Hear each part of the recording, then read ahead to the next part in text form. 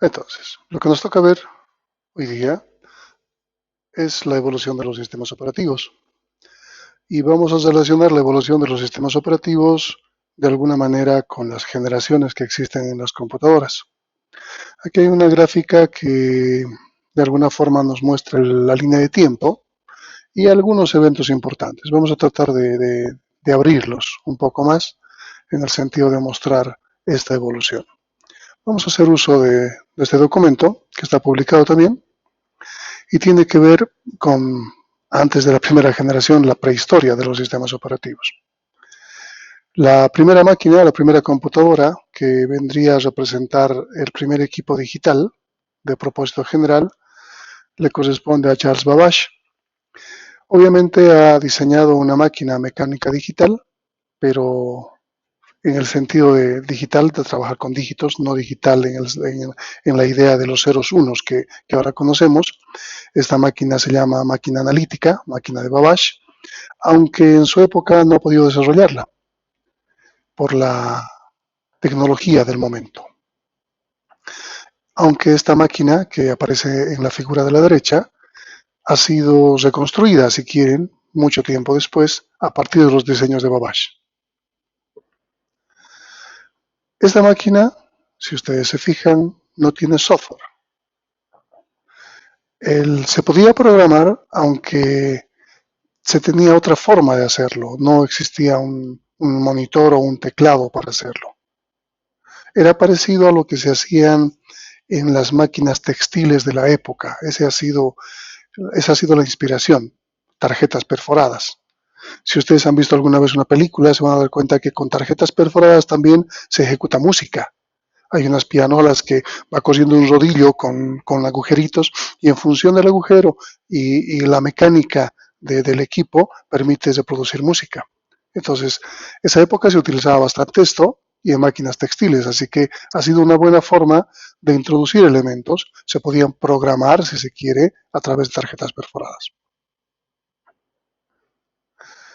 El primer lenguaje de programación o el primer programa desarrollado en una máquina computacional le corresponde a Ada Lovelace, que vendría a considerarse la primera programadora.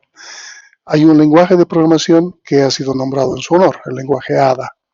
Aquí tenemos el primer algoritmo manuscrito que ella ha desarrollado. Ok, eso es la prehistoria de lo que representaría una máquina y un lenguaje de programación, no un sistema operativo. Hablemos de la primera generación de computadoras y la característica de la primera generación son los tubos al vacío. Los tubos al vacío o lámparas son la característica de esta primera generación de computadoras. Estas computadoras ocupaban unos espacios muy grandes. ¿Alguien conoce una lámpara? ¿Alguien ha visto una lámpara? ¿Alguna idea? Ok. Válvulas al vacío, por ejemplo, para que los demás puedan saber de qué se trata. Estas son las lámparas y muchas radios o televisores antiguos venían de esta forma. Sin embargo, muchos televisores actuales todavía tienen lámparas y deben tenerlo en su casa. A ver, tubo de rayos catódicos, así se llama. Todos los televisores que tienen estas pantallas todavía tienen una lámpara. Vamos a poner TV analógica, bueno, aquí creo que está televisor. Estos televisores. Los que no son de pantalla plana, esta pantalla es una lámpara. Así que todavía todos han tenido la suerte, si quieren, de toparse con una válvula, una lámpara de esa época. ¿Está bien? Entonces, aparte de tener lámparas que ejecutaban, que tenían un ánodo, un cátodo, etcétera, que hacían ciertas tareas, se utilizaban circuitos. Para hacer una relación, una idea de lo que estamos hablando, me imagino que en alguna materia ustedes han utilizado algún tipo de protoboard, al cual han colocado transistores, diodos, LEDs y algunos cablecitos que van de un lado a otro, están armando con cables ciertos circuitos y pueden crear compuertas para que, dado una entrada, genere algún tipo de salida. ¿Sí? Me imagino que han hecho. ¿Sí o no? Eso vendría a ser una computadora de primera generación. Claro que en vez de transistores se utilizaban lámparas y se cableaba para lograr distintos tipos de resultados. No existían sistemas operativos. Normalmente los primeros que fabricaban estos equipos eran los que utilizaban. No había un programador, una persona que haga uso de estos tipos de equipos. Fíjense que, por ejemplo, el 44, donde ha participado Alan Turing, han construido un computador llamado Colossus. El Colossus Mark II, una versión diferente, utilizaba 2.400 válvulas, 2.400 tubos al vacío. ¿Está bien? La forma en la cual se programaba estos computadores eran con cintas de papel. Algo parecido a las tarjetas perforadas, pero en cinta. Este es el Colossus Mark II. Es una reconstrucción, no es el verdadero. El 46 se construye una de las primeras computadoras programables de propósito general. Significa que servía para todo, no solo para un propósito. Es la ENIAC y poseía 20.000 tubos al vacío, 27 toneladas de peso, 167 metros cuadrados, o sea, mucho más que un departamento de 3 dormitorios, para que tengan una idea. Y consumía 150 kilowatts. ¿Cómo se introducía la información? Con un lector de tarjetas perforadas. ¿Cómo se tenía la salida? Con un perforador de tarjetas. No existían lenguajes de programación, ni siquiera se manejaba Assembler. Toda la computación era a través de las tarjetas perforadas que lograban ciertos comportamientos o ciertos circuitos con las 20.000 válvulas que existían ahí. Es decir, generaban compuertas AND, compuertas OR, lo que ustedes quieran. Aquí está esa circuitería de la cual estoy hablando. Imagínense un protoboard con un montón de cables. Esta es la ENIAC de la Universidad de Pensilvania. Visto por detrás, visto por delante, si quieren. Obviamente, en esa época no existían los sistemas operativos. Hablemos de la segunda generación, donde la lámpara ha sido reemplazada por otro dispositivo electrónico. ¿Cuál es?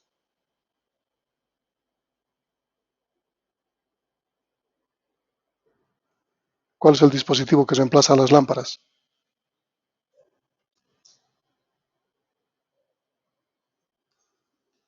¿Están escuchando? ¿Me están viendo? Transistores. Ok, necesito su participación, aunque sea tan obvio como leer lo que está en la pantalla. Es una forma de realimentarme para saber que todavía están ahí y está viva la conexión. Puede ocurrir cualquier cosa con la comunicación. Entonces, el transistor reemplaza a las válvulas. Normalmente has reemplazado uno a uno. Si antes utilizaban 20.000 válvulas, 20.000 transistores van a reemplazar. El tamaño es mucho menor, pero no como quisiéramos. Los transistores iniciales son muy grandes. Estos transistores son los actuales, muy pequeños. Los transistores iniciales eran muy grandes.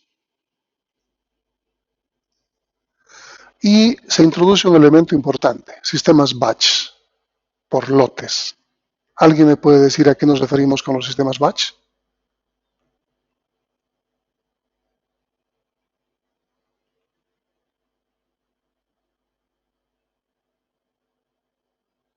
Los equipos de la época, grandes, se conocen como mainframes. Actualmente existen mainframes, son las mini computadoras. Ya son de cuarta generación, pero todavía permiten, por su costo, que sea solamente accesible a grandes empresas, gobiernos o algunas universidades. San Simón no tiene ni una mainframe, para que vean. San Simón tiene servers, pero no tiene mainframes. ¿Cuál es la idea de la mainframe? Ejecuta tareas, jobs, que consisten en codificar programas y se generan una secuencia de programas, 10, 20 programas que se tienen que ejecutar. Entonces estos jobs que se tienen que ejecutar se encolan, se crean listas y se ejecutan como lotes. Por decir, se pone una cinta del lenguaje Fortran de la época, por ejemplo. Entonces se coloca el compilador Fortran y se colocan todas las tarjetas perforadas que tienen que ver con programas de Fortran.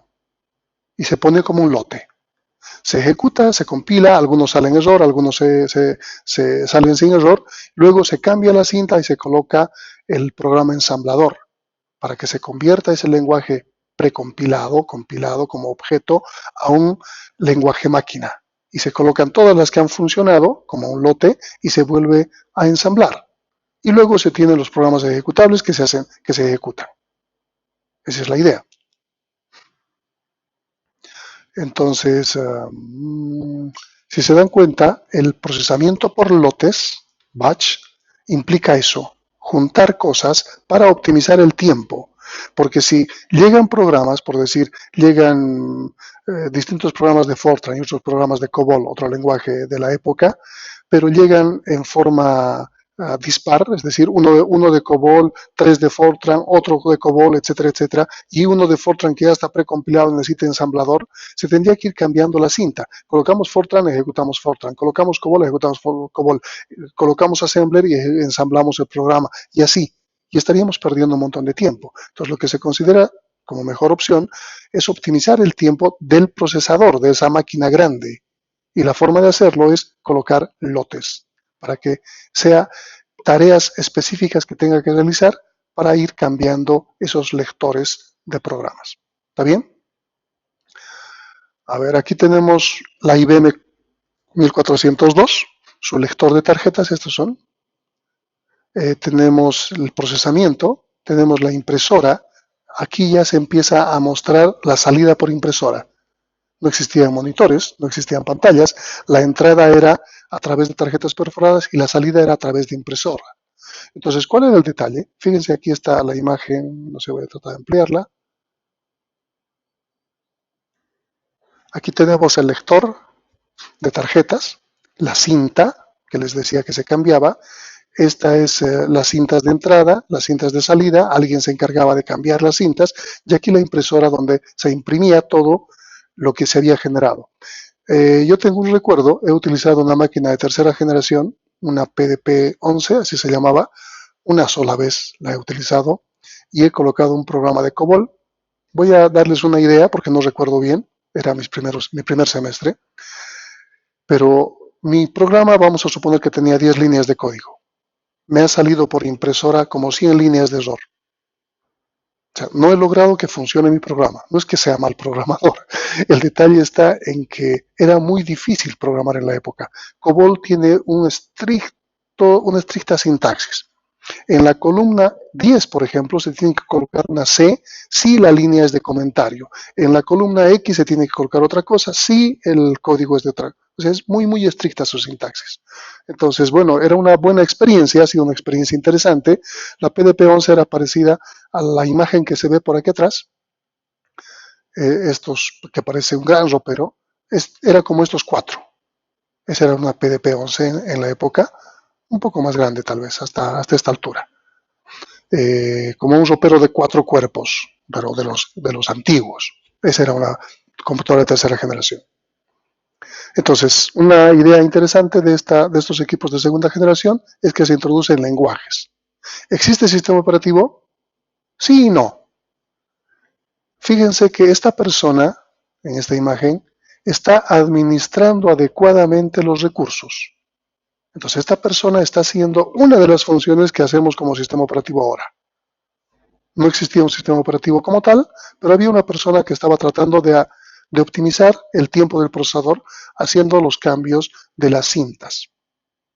Este es otro equipo, la 1620. Fíjense que estos equipos no tenían unidad aritmético-lógica, sino que utilizaban tablas. A través de estas tablas se ejecutaban funciones de la suma y la resta. La división se efectuaba a través de software, o sea que a través de sumas sucesivas o a través de restas sucesivas se lograban otro tipo de operaciones. La tercera generación tiene que ver con del 65 al 80, y un cambio significativo. Esos transistores se empiezan a reducir y los circuitos que se armaban con grandes cables se empiezan a generar en placas impresas. A esto le llamamos circuito integrado. Entonces, un circuito integrado es aquel que ya compone una serie de transistores, resistencias, capacitores, etcétera, con una circuitería preestablecida y que ejecuta una tarea específica. Un circuito integrado. También se introduce un elemento importante, la multiprogramación, de la mano de Multics y Unix luego como algo que se llama como time sharing, tiempo compartido. Las IBM System 360 es una de las características de la época. Yo he utilizado una AS400, una generación superior a esta, una mainframe. He trabajado en una empresa grande minera y teníamos una mainframe AS400 de IBM. Esa computadora costaba $1 millón, para que se ubiquen con la idea de los precios de esos equipos de la época. A ver. Aparece,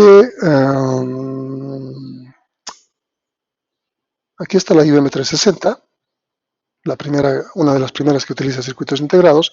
Todo esto representa las cintas. Aquí tenemos el conjunto de cintas que se van a introducir para poder introducir la información o poder utilizar distintos compiladores, etcétera, etcétera. La multiprogramación. ¿Cuál es la idea de la multiprogramación? Es un concepto que ha nacido en la tercera generación y que actualmente se utiliza. Si bien las primeras PCs son de cuarta generación y aún las utilizamos, no utilizaban multiprogramación inicialmente. La multiprogramación estaba destinada a los mainframes, a equipos grandes.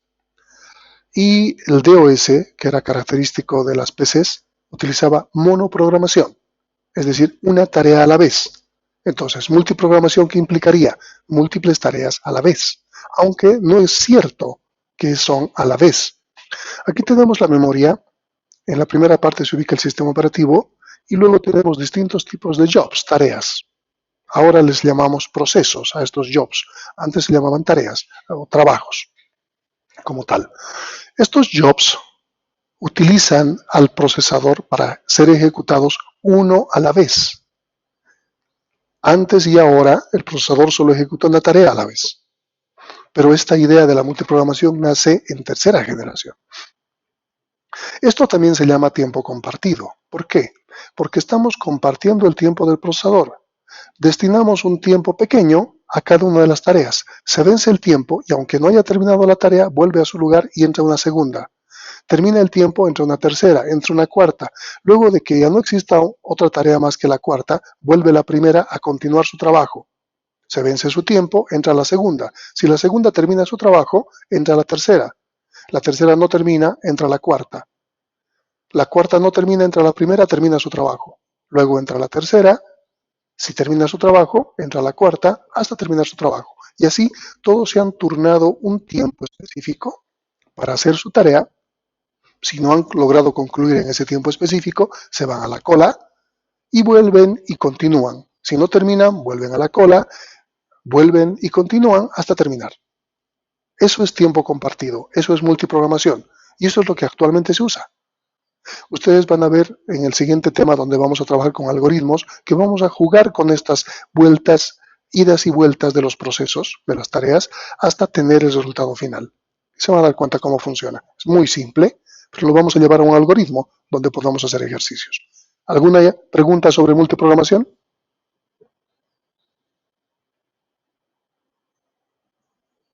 Ok, se entiende. También se maneja la multiprogramación o el tiempo compartido no solamente con la memoria que se asigna a cada trabajo, sino con los tiempos que se dividen en el procesador. No se olvide, de ahí viene el time sharing, tiempo compartido. Aquí está justamente lo que les decía, time sharing. La idea del time sharing no solamente era para múltiples tareas de un usuario, era para múltiples tareas de muchos usuarios. De ahí que los sistemas operativos de tercera generación aparecen como el tiempo compartido como multitarea, multiusuario. Y a ese conjunto de multitarea, multiusuario le llamamos multiprogramación. En el caso del DOS era monousuario, monotarea. Un solo usuario, una sola tarea. Si ustedes recuerdan, la terminal donde yo he ejecutado una línea de comando y seguía trabajando, es una monotarea. Mientras no termine de trabajar la primera cosa que habíamos pedido, no podíamos hacer una segunda. Mientras en el tiempo compartido podíamos ejecutar una tarea y al mismo tiempo estar haciendo una segunda. Mismo tiempo, ya saben, entre comillas. No funciona al mismo tiempo, pero con los tiempos tan pequeños pareciese que manejamos en forma paralela todo. Tiempo compartido. ¿Qué más? Multitask. Ahí estamos hablando de la multitarea, como les había dicho. Y los trabajos reciben slice, reciben tajadas, reciben tiempos pequeños, tajada de tiempo si quieren, de tal manera que se logra turnos, como les había explicado. Multics es un sistema operativo, ya estamos hablando de sistemas operativos a esta altura, que empieza a trabajar con time sharing. Multics es importante en la historia porque a través de Multics se crea, Multics significaba servicio de computación e información multiplexada. Y ahí en la multiplexación les he explicado qué es multiplexación, ¿se acuerdan? ¿Alguien me puede recordar a qué nos referíamos con multiplexación?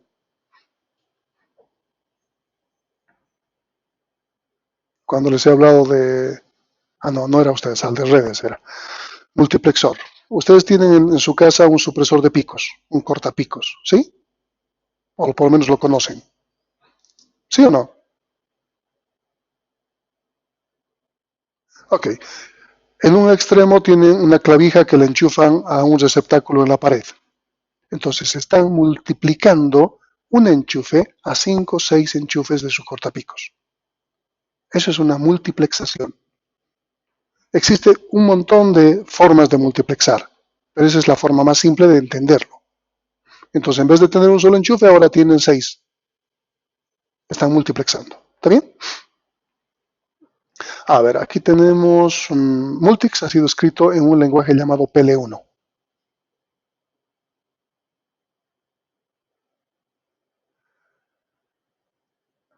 Este es el logo de Multics.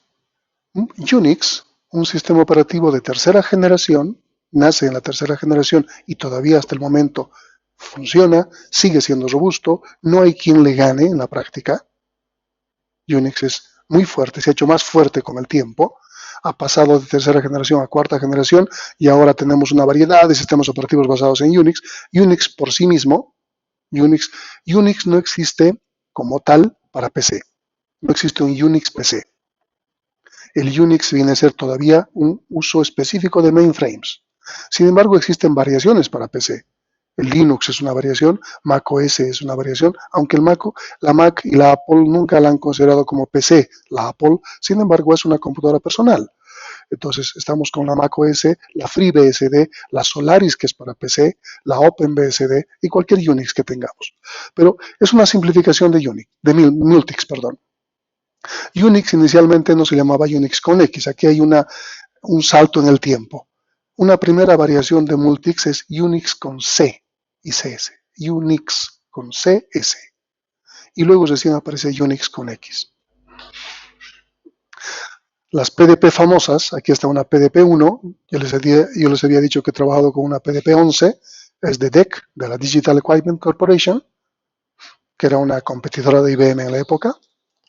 Luego ha sido comprada por Compaq y luego por HP. Así que imagínense, la DEC luego se ha llamado Compaq y actualmente se utiliza todavía como HP.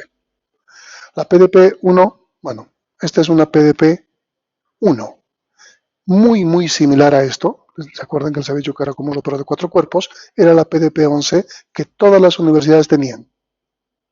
No porque las han comprado y tenían plata, porque ha sido una donación. Todas las universidades públicas en Bolivia tenían una PDP-11. Lamentablemente de la PDP-11 de San Simón he visto restos por aquí y por allá. En el laboratorio de informática están amontonadas unas impresoras de pie, así se llaman, porque tienen un mecanismo que les permite tener como si fuesen unos teclados de piano. vamos a poner ahí con su stand, y arriba está la impresora. Son impresoras grandes, no son impresoras pequeñas, son de 132 columnas, perdón. Los discos duros también están ahí. Si alguna vez entran al laboratorio de informática, bueno, me imagino que en algún momento lo van a hacer, informáticos sistemas para cualquier materia, se van a fijar que entrando al laboratorio 1 en la parte derecha aparecen como unas lavadoras que están amontonadas. Esos son discos duros de 10 megabytes de la época. Y todas las partes de estos ropero de 4 cuerpos, porque era la unidad central de proceso, la entrada y salida era otra cosa, ¿no? En la unidad central de proceso solamente eran estos 4 cuerpos, están por todo lado. He visto ventiladores en algún lado, he visto estos racks como se están reusando para los actuales, etcétera, etcétera. Aquí habla de la PDP-11 y empieza a trabajar un lenguaje C. Unix se ha escrito después en lenguaje C, se ha reescrito porque no estaba inicialmente en lenguaje C. Dennis Ritchie es uno de los autores del lenguaje C. Dennis Ritchie es uno de los que también escribe Unix, junto con, no recuerdo el nombre ahora, con otra persona. Thompson, aquí está. Estos son Dennis Ritchie y Thompson. La época me imagino que hacía que tengan la barba tan grande.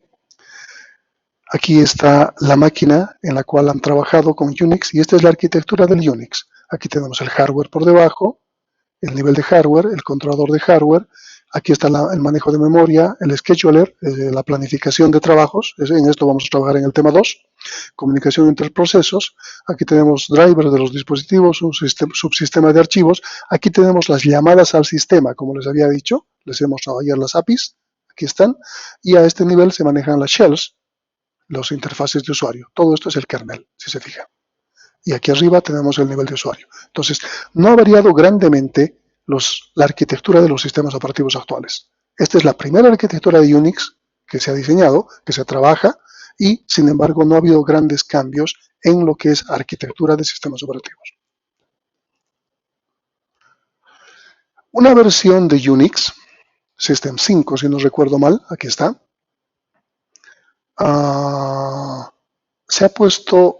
se ha abierto no al público, se ha abierto a los investigadores. ¿Cuál es la idea? Unix era un gran sistema operativo, pero era usado en ciertos sitios, ciertos entornos muy exclusivos. Gente que tenía acceso a esos equipos, pero no el resto.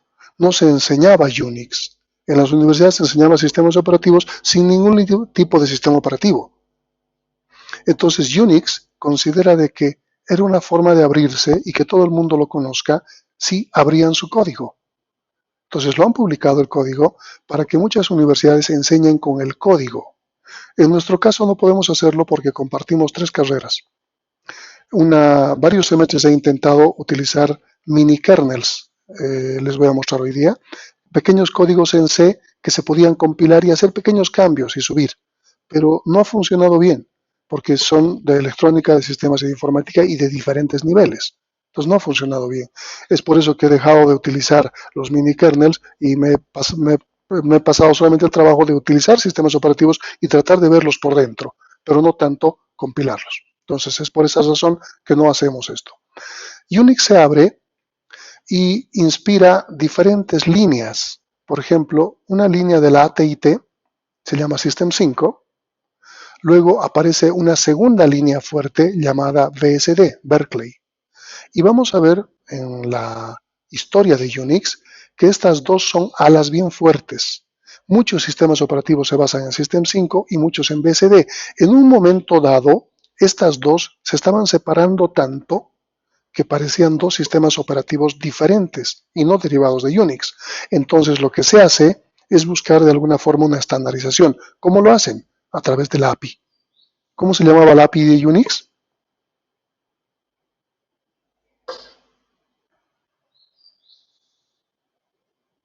¿Cómo se llama la API donde están los system calls de Unix?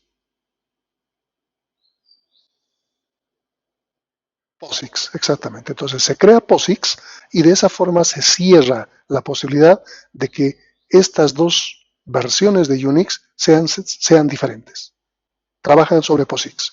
Y todas las que se derivan, muchas se derivan de BSD y muchas se derivan de System 5, actualmente funcionales, trabajan sobre POSIX. Por ejemplo, macOS es una mezcla bien rara, van a ver, entre BSD, entre Match, entre Darwin, o sea, distintas variaciones que ha existido. Linux se deriva de Minix. Minix es un sistema operativo que Andre Tannenbaum ha creado para enseñar. Es un mini Unix. Es un Unix académico. Esa era la idea. Tannenbaum trabajaba en AT&T y cuando se ha abierto el Unix, él ha tenido posibilidad de utilizar el código ya para fines propios, no para fines comerciales de Unix, del AT&T. Entonces, él crea un mini kernel, bueno, no mini kernel, él trabaja sobre un microkernel, así le vamos a llamar, y trabaja con funciones reducidas para enseñar el Unix en su materia. Él daba la materia de sistemas operativos. En base a Minix, Andre Tannenbaum desarrolla un kernel monolítico que le llama Linux. Y junto con el proyecto GNU le aumenta más cosas y arman un GNU Linux, lo que ahora conocemos como las distribuciones Linux. Aquí está, a ver, esta es una versiones de Unix, pero vamos a verlo de otra forma. Aquí está lo de POSIX, lo que les decía. Cuando empiezan a existir distintas versiones de Unix, entonces se crea una interfaz estándar, los system calls, como les había dicho, las llamadas al sistema, y el nombre es de interfaz de sistema, interfaz portable de sistema operativo, así se llama, POSIX. La X, o sea que no aparece en el acrónimo, porque sería solamente POSI, viene de Unix. Y esto es interesante, porque el proyecto GNU, ¿alguien sabe qué significa? O sea, ¿qué significa el acrónimo GNU? Porque todo lo que es Linux viene GNU Linux. Es una mezcla de lo que estaba haciendo Tolbars con su Linux y lo que estaba haciendo GNU, que se llama... ¿cómo se llama el de GNU? Bueno, tal vez más adelante no recuerdo el nombre. Pero entre los dos conforman lo que sería el GNU Linux. Es libre, abierto y todo el mundo puede hacer cosas sobre eso. GNU, el proyecto de GNU, no tenía un kernel, pero tenía muchas librerías de un sistema operativo. Estaba trabajando en un kernel y cuando Tolbars aparece con su kernel, se unen y forman un sistema operativo abierto. Esa era la idea. GNU significa G no es Unix. Sin embargo, toman toda la idea de Unix. Linux se supone que no es Unix. Sin embargo, es un POSIX conformant, es decir, está como un Unix-like. Es como Unix.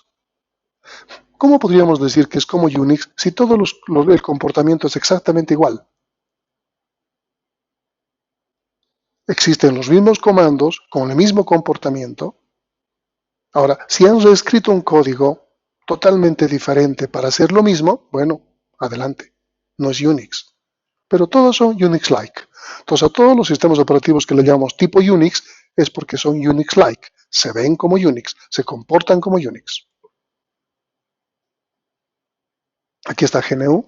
Stallman, ese era el nombre que no me acordaba. Richard Stallman, ha llegado Richard Stallman a Cochabamba para una conferencia hace unos 4 o 5 años. Ha llegado Stallman para hablar aquí justamente de su proyecto. GNU. GNU no es Unix, ¿no? Lo que les decía. Es un acrónimo recursivo porque viene a ser como que la G no es Unix, la N no es Unix, o sea, junto con Tolbars, crean lo que es GNU Linux. GNU tenía cosas como el GCC, vamos a utilizar el GCC, es el compilador de C para GNU, libre. La librería glibc, que se utiliza para el C, Core Utils, Bin Utils, el Bash, que es uno de los shells más importantes de Linux. Prácticamente Linux entra con Bash, aunque se puede colocar otros.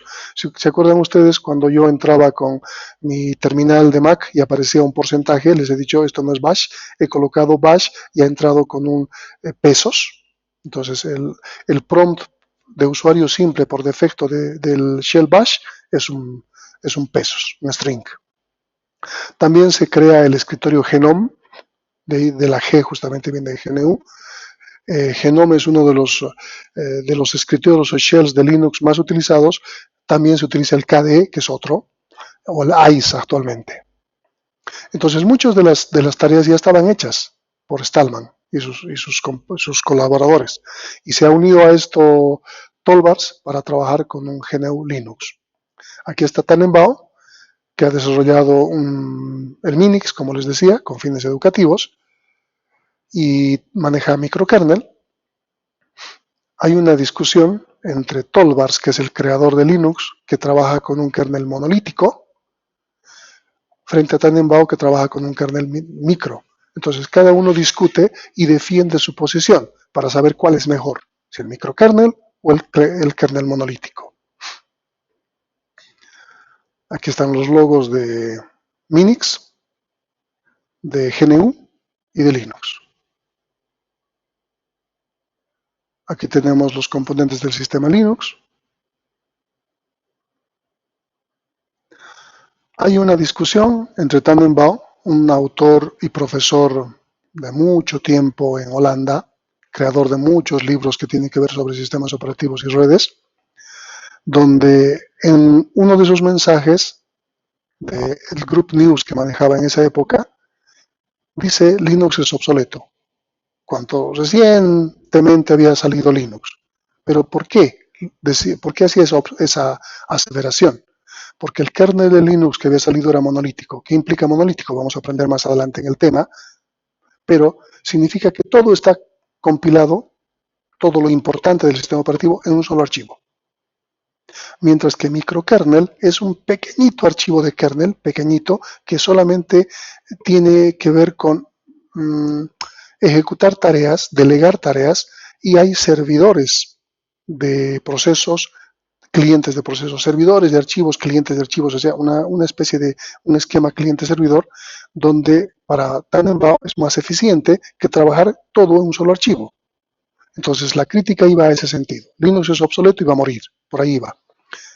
Vamos a ver el debate. Este es Tolbars, el de la derecha, y Tannenbaum, el de la izquierda. Y empieza a generar, les decía, una especie de discusión. Aquí debe estar el debate. Este es el debate. Bueno, es una transcripción de ese Group News, porque actualmente ya no existe el Group News. Y aquí empieza. Tannenbaum, Linux es obsoleto. Enero del 92.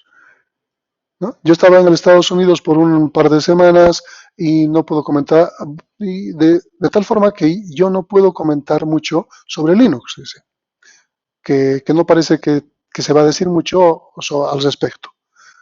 Bueno, y empieza a comentar y dice, él empieza a comparar técnicamente microkernel versus el monolítico. Y bueno, y empieza a hablar y hablar y hablar, habla de la portabilidad y bueno, termina con eso. Eso es su observación.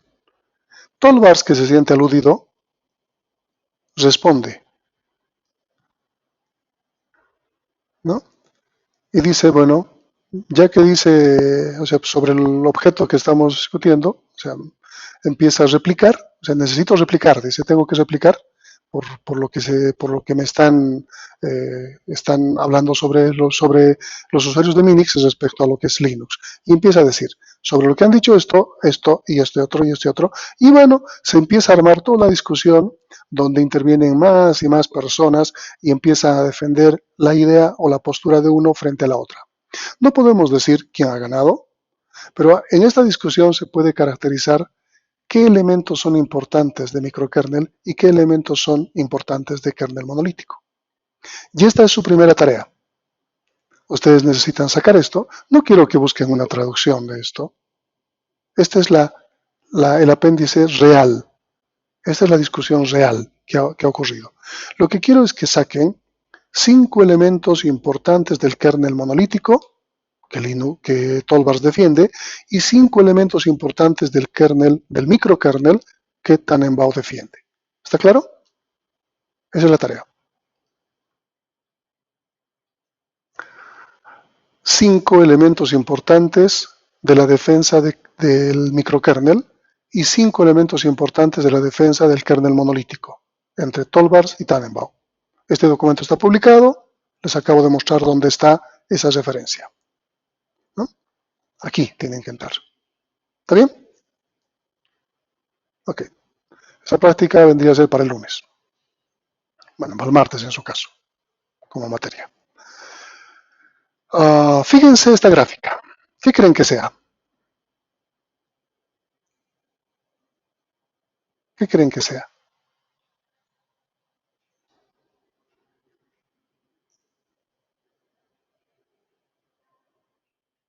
Sí. Linux nace con una bonita idea. Es un Unix abierto al cual puede haber un montón de cooperación y se puede desarrollar un mejor lenguaje. Ha servido, obviamente que ha servido. Unix se ha visto beneficiado de lo que mucha gente ha hecho gratis para Linux.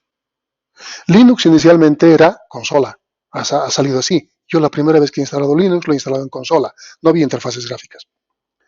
Linux ha empezado a trabajar de esa manera y ha empezado a crecer. Entonces mucha gente ha optado el Linux y ha empezado a utilizarlo en su PC, pero en consola. Lo bueno era que ya teníamos un Unix para PC. En su momento aparece otro software llamado Santa Cruz Operation, SCO, también era para PC. Entonces yo trabajaba ya en un laboratorio de informática, en laboratorio de sistemas en la UTO, y ya tenía que instalar para las máquinas la versión de Santa Cruz Operation. Y ahí empieza a aparecer la primera de Linux. Y he empezado a investigar un poco con las primeras distribuciones, no, las primeras versiones de Linux, no eran distribuciones. Existía solamente GNU Linux, así. No había una distribución. Y he empezado a trabajar y me parecía más eficiente que Santa Cruz Operation. Sin embargo, por cuestiones de seguridad y todo, utilizábamos Santa Cruz Operation para que los estudiantes practiquen ahí, SCO. Mucho tiempo después, para la gente que ha empezado a colaborar en Linux, empiezan a crear una interfaz gráfica y le llaman X-Window, como decir las ventanas de Unix. El X-Window se hacía correr luego de que se hacía correr en consola, es decir, arrancábamos Linux en consola y uno tenía que escribir en el prompt en la consola X-Window, X-Window, Enter, y aparecía la parte gráfica de lo que ahora conocemos como Linux. Esa idea, que estaba libre y que ha sido cooperación de gente que no ha cobrado ni un solo centavo por todo lado del mundo, ha hecho que Unix, todas las versiones de Unix, puedan adoptar la parte gráfica, porque ya tenían el código hecho. Y todas las versiones de Unix que en la época eran consola, estamos hablando de Sun, Irix, AIX, HPUX, o sea, un montón de Unix para mainframes estoy hablando, han adoptado las ideas de Linux, las han recompilado, las han adaptado y tenían interfaces gráficas en sus sistemas operativos. O sea, ha sido de gran ayuda. No sé si macOS se ha beneficiado de eso, me imagino que sí, todo el mundo lo ha hecho. Entonces, ha empezado a crecer. Todas las versiones que salían de actualización pasaban por la supervisión de Linus Torvalds, el creador del kernel de Linux, hasta que ha sido insostenible. Le llegaban tantas cosas nuevas que él ya no podía hacerlo. Así que ha levantado las manos y ha dicho, bueno, que se trabaje de manera independiente. Y se han empezado a crear distribuciones. Una distribución llamada Red Hat, una distribución llamada Slackware, una distribución llamada, en la época cual había Slackware, Red Hat, no recuerdo bien. Y sobre esas otras y otras y otras. Esta gráfica que vemos de lejos, por ejemplo, esta primera es una distribución, por ejemplo, Red Hat. Y sobre esta se han creado N. Actualmente tenemos miles de distribuciones. Miles. Les voy a mostrar una página que se llama DistroWatch. No me acuerdo si es .com. Esta es. Y aquí vamos a ver las distribuciones, las 100, 500 distribuciones más preferidas actualmente. Aquí está la clasificación de los últimos 6 meses. MX Linux tiene el que más ha sido buscada en Internet. Esa es la forma de clasificar.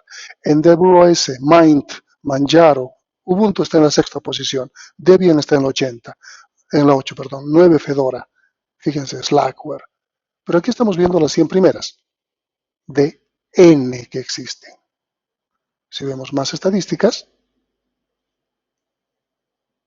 los últimos 3 meses, el último año, ¿no?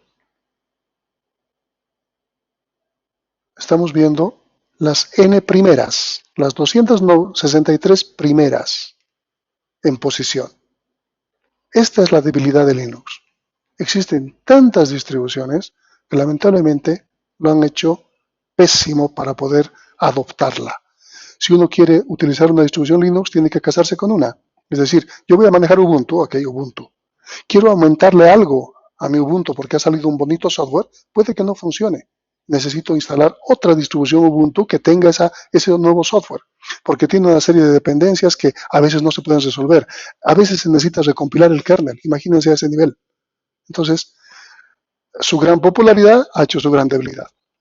Y ahora el Linux tiene N distribuciones inmanejables o incompatibles entre ellas. En la práctica vendría a ser como diferentes sistemas operativos. Y no sirve de mucho, para nada. Entonces, continuamos. Cuarta generación. No significa que estos sistemas operativos de Linux y Unix de Minix sean de tercera generación. Son de cuarta generación, son para PC. Nada más que se derivan de un sistema operativo hecho en tercera generación, como es el Unix. ¿Está bien? Por eso es que aparece en este lugar. Veamos la cuarta generación. Es del 80 al presente. Sin embargo, no es del 80. Está mal. Las primeras PCs salen el 70 y son propias de Xerox. Eso lo vamos a ver con más detalle si no alcanzamos hoy en la mañana, hoy en la tarde. ¿Está bien? Porque hoy día es para hablar de evolución de sistemas operativos, no es otra cosa. Entonces, 10 años antes ya aparece la primera computadora personal, pero no le llaman así. ¿Y gracias a qué? ¿Cuál es la idea de la cuarta generación? Algo que se llama VLSI, Very Large Scale Integration. Significa que esos circuitos integrados que teníamos en tercera generación se los hace más y más pequeños cada vez. Tenemos actualmente millones de transistores en los chips que son los procesadores. Si ustedes entran a Intel y ven sus datos técnicos, pueden ver cuántos millones de transistores tiene el chip actual, por ejemplo el i9 o el i7 o el Ryzen de AMD. Y no solamente es transistores, tienen que tener circuitos, no se olviden. Entonces necesitan resistencias y capacitores adentro para generar circuitos con puertas y todo lo que necesitemos. También vamos a ver en el tema de memoria que dentro de los procesadores se colocan memorias caché de nivel 1, nivel 2 y nivel 3. ¿De cómo se conforman las memorias? Utilizando transistores y capacitores. Entonces, muchos de esos transistores que están dentro del procesador están sirviendo de memoria y no sirven para ejecutar cosas. Es por eso que los procesadores con un montón de caché cuestan más caro que los procesadores que no tienen caché, porque se está perjudicando el procesamiento para ganar almacenamiento dentro del procesador. Se está sacrificando, es el término más adecuado, se está sacrificando procesamiento para ganar almacenamiento. Un procesador que tiene 4 GB de velocidad pero 0 caché es inferior en rendimiento a un procesador que tiene 2 GB de procesamiento de velocidad pero tiene un montón de caché. Es muy, muy importante. Entonces, la integración a esta escala permite que los procesadores se hagan pequeños y aparece lo que se llama como microprocesador, lo que ahora tenemos, y que vendría a representar un microcomputador, una PC. Si alguien ha escrito algo en el chat, he escuchado, pero no puedo verlo, así que si tienen algo que decir, por favor, hablen.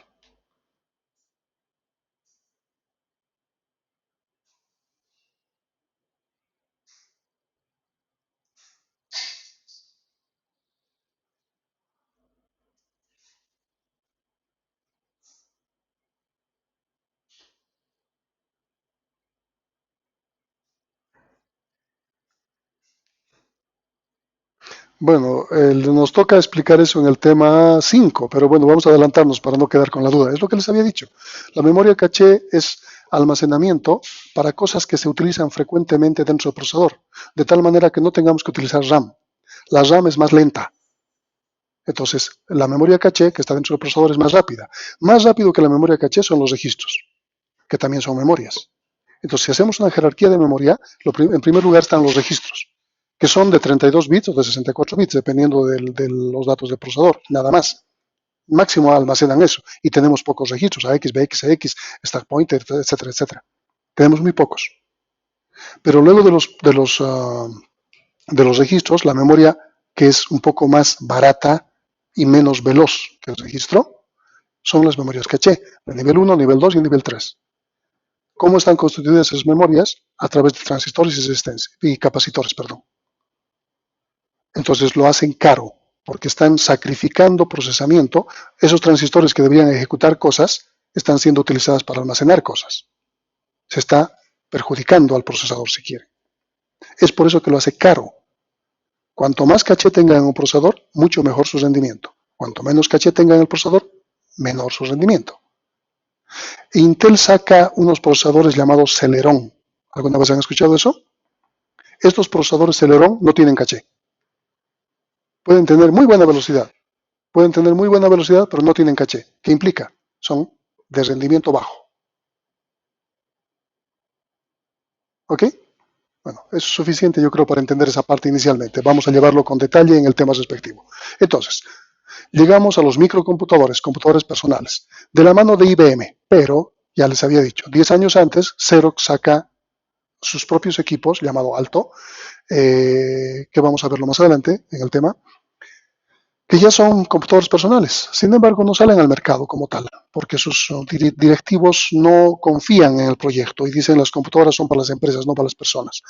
IBM, 10 años después, saca una computadora basada en procesadores Intel, 8088, 8086 inicialmente, y necesita un sistema operativo.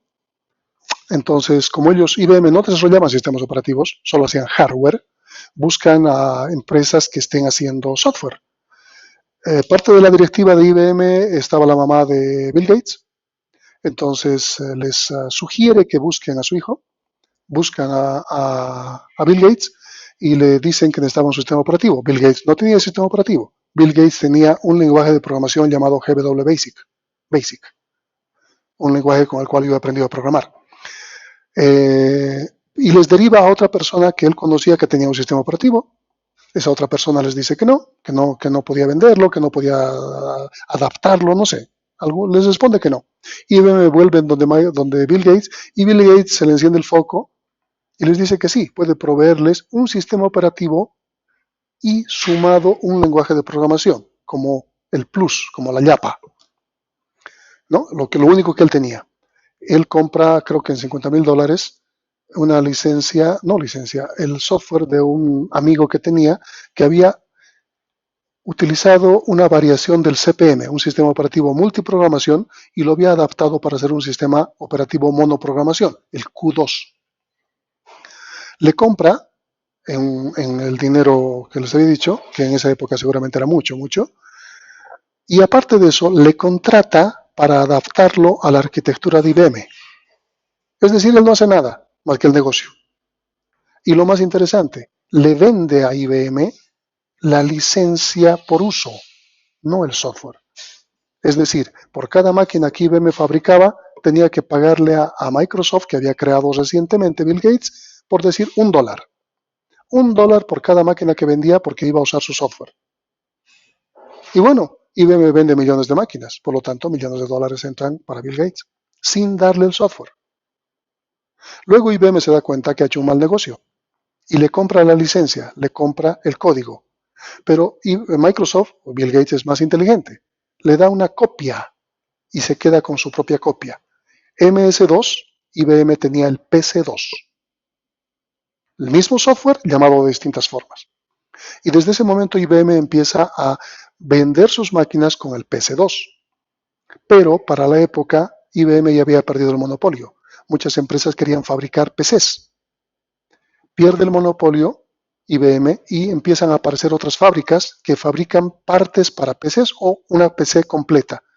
Y ahí empiezan a aparecer las compatibles a PC, lo que actualmente le llamamos chanchos, clones, armadas del Esteban Arce, lo que sea, son los compatibles a IBM, compatibles a PC IBM.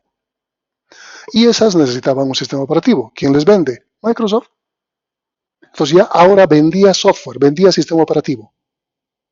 Entonces, de ahí viene un poco el negocio de Microsoft y de algo que no tenía y que ha originado la PC. Aquí está la Intel 8080 CPM, es el primer sistema operativo multiprogramación, por si acaso, que empieza a trabajar en estos, pero que luego se adapta.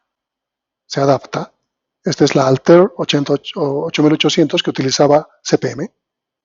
Aquí está Gary Kindle, al cual le había ha construido el sistema operativo basado en disco, ¿no?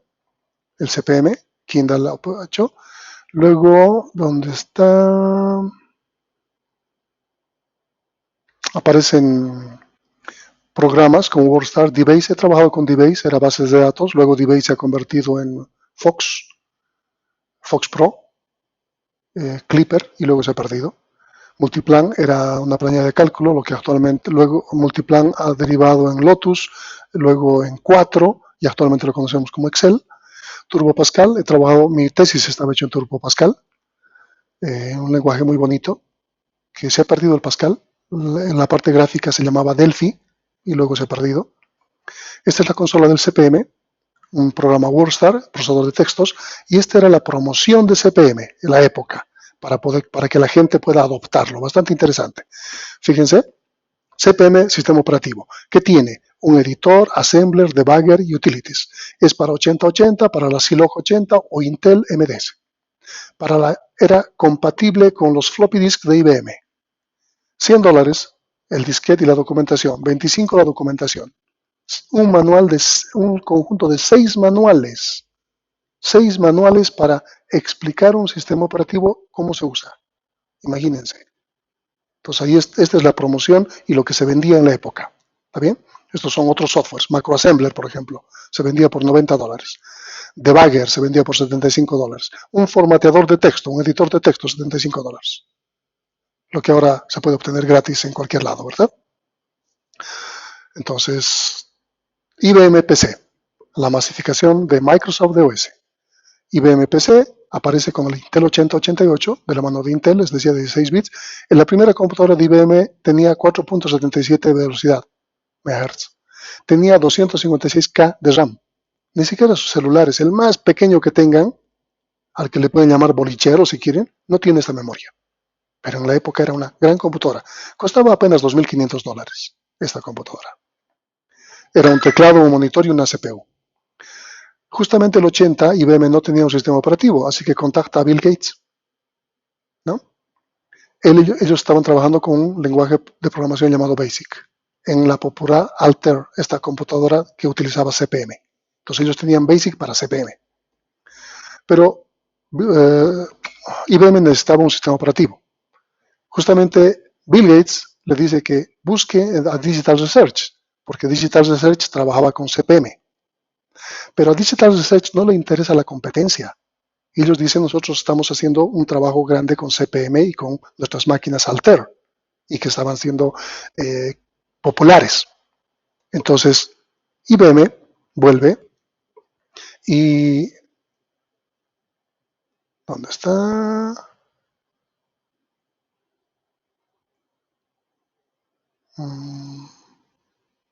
Aquí. Bill Gates compra un software que estaba siendo utilizado en la Seattle Computer Products. Justamente Tim Patterson es el que había desarrollado algo que le llamaba Q2. Era una variación de CPM, pero solamente como un sistema operativo monousuario. Microsoft logra un acuerdo con él, no dice el precio, pero son aproximadamente $50,000 que yo sepa, y le contrata a Tim Patterson para que adecue a un software que lo llama Microsoft Disk Operating System, MS2. Junto con BASIC, que lo único que tenía Bill Gates, se le ofrece a IBM. Microsoft contrata a Tim Patterson para modificar y adaptarlo al IBM PC. Bill Gates, más tarde aparece PC2. Luego, aquí está la máquina IBM de la época. Esta es la máquina que costaba $2.500. Los teclados eran fantásticos. Aún tengo estos teclados, funcionan, pero son fantásticos estos teclados. Si se arruinaba algo de una IBM, se tenía que reemplazar con partes IBM, lo cual era caro. Un teclado iba a costar unos 300, 400 dólares. Una disquetera costaba como 200 dólares. Esta era tal como aparecía el BIOS cuando se encendía la máquina. Esto es popular. El azul de IBM y aparecía esto. Los disquetes del sistema operativo y su manual. Aún tengo el manual y los disquetes originales. Entonces Microsoft empieza su negocio de esta forma, IBM empieza su negocio de esa forma y son populares. Aparece también una tercera versión de DOS llamada Digital Research, muy buena, mejor que la de Microsoft, pero que ha muerto en el camino. DOS se convierte en Windows más tarde. Aquí está el icono, el logo de DOS y los comandos de un DOS antiguo.